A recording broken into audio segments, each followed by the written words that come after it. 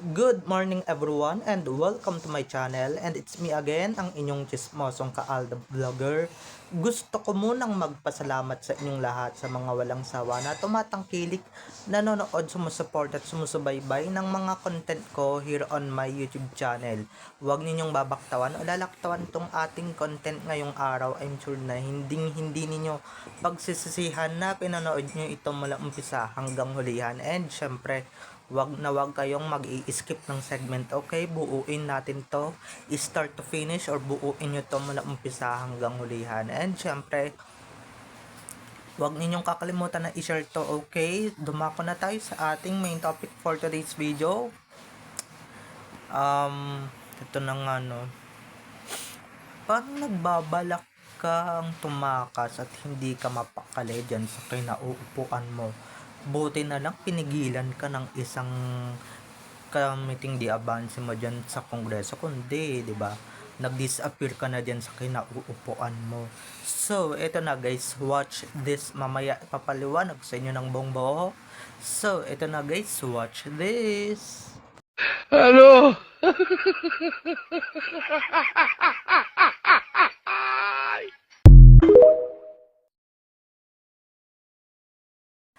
At kung nakita nyo na ngayong recap, so once again si TTO sa mga admins, dumako na tayo sa ating main topic for today's video. Gaya nga ng sinabi ko kanina, eto nga, no, tandang-tanda nyo ba yung pinagmimitingan or nag-meeting or nagpulong-pulong ang mga taga-kongreso? At isa na nga dyan si Mr. Spotted or si Arjo Atayde. At ito na nga, di ba, ito parang parang hindi kayo yata mapakali dyan sa kinauupuan mo. Ano, may langgam ba dyan?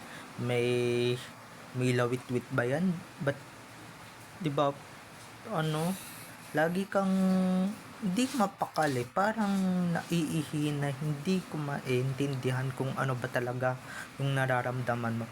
Oops, baka guiltness lang yan, baka guiltiness lang yung nararamdaman mo, kaya ka ganyan. At ito na nga,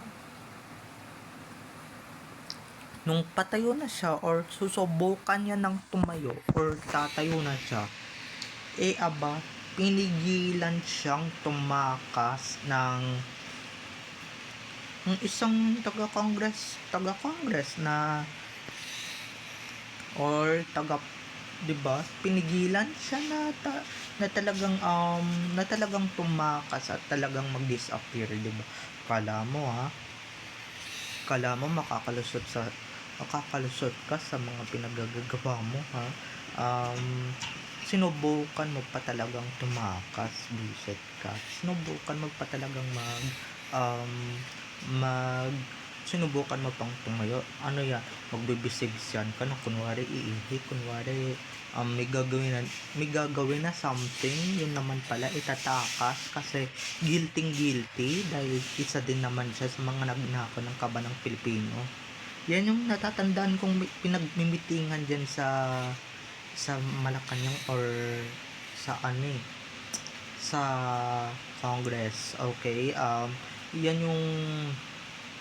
yung pinagmimitingan nila ng bonggang-bongga. Kaya itong si Mr. Spotted, dahil hindi na niya kinakaya, 'di ba? Dahil hindi na niya kinakaya, dahil durog na siya, kitang-kita naman diyan sa video na 'yan. Na talagang kitang-kita din sa video na talagang durog na durog, talagang anong-ano na siya, guilty na siya, gisang-gisa na siya.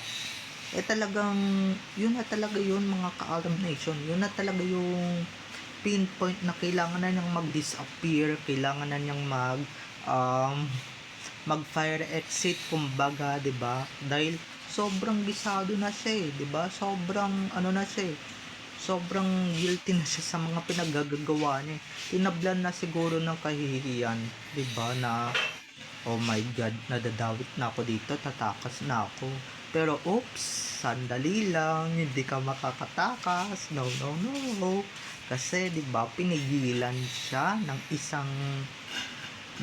ng katabi niya dun sa dun sa lamesa. Pinigilan siyang tumakas at hinawakan yung kamay niya para hindi siya mag-disappear agad-agad. Dahil alam niyo naman, di ba, sa sobrang guilty, sa sobrang siguro naman mahawis na siya kasi bukod sa mainit yung suot niya on that day or that day, talagang guilty na siya talaga, gisang-gisa na siya mga ka-ADN. Kung talagang nasaksihan nyo yan or talagang nanood kayo ng TV, diba, talagang kitang-kita mo talaga na binabalak na ni Mr. Spotted na tumayo, binabalak na niyang tumakbo, pero oops, pinigilan siya, diba? Parang ini-interrogate siya or ini-interrogate talaga siya. Ayaw na ayaw niya yun kasi nga guilty, 'di ba?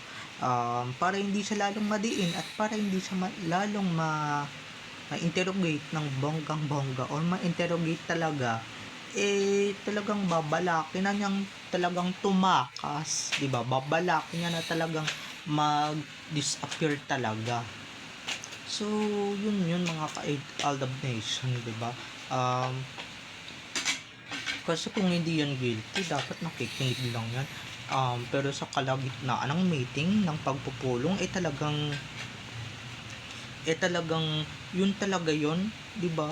Yun talaga yung gusto niyang i-pinpoint na halatang guilty siya, kaya gusto na niyang tumakas, gusto na niyang mag-disappear, gusto na niyang magbabay, nasa kalagitnaan ng meeting.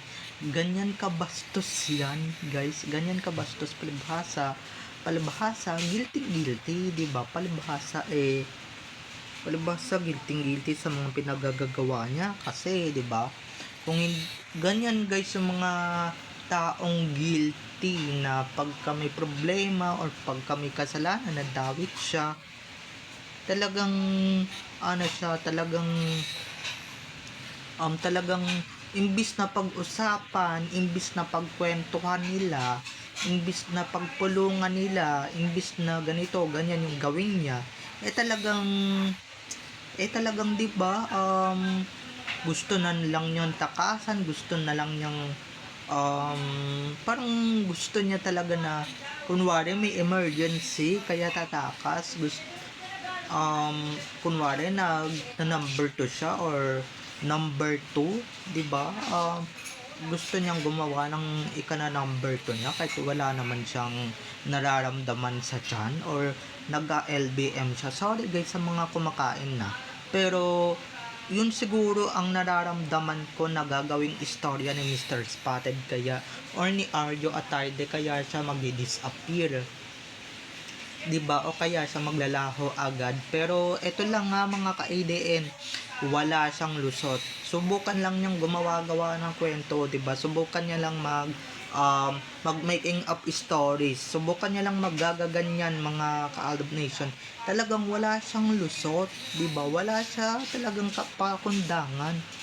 'Di ba? Ganyan. Nako, talagang halatang-halata na talaga yung Arjo Atay din ninyo, mga taga QC na talagang na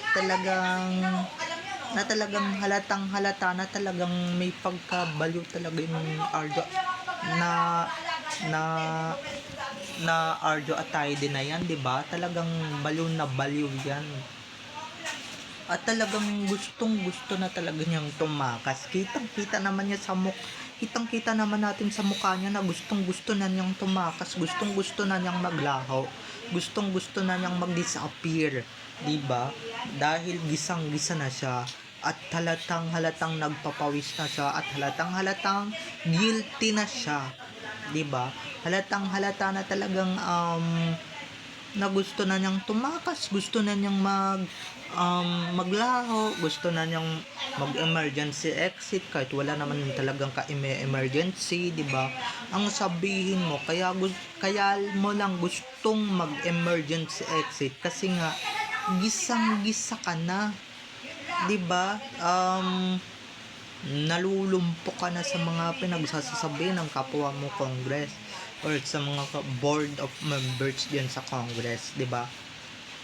Guilty yarn, 'di ba? Halatang-halata naman kasi kung hindi ka guilty, 'di ba? Magiging ganyan ba ang hilatsa ng pagmumukha mo? Magiging ganyan ba ang itsura ng pagmumukha mo na talagang may halong guiltiness, may halong kaba, may halong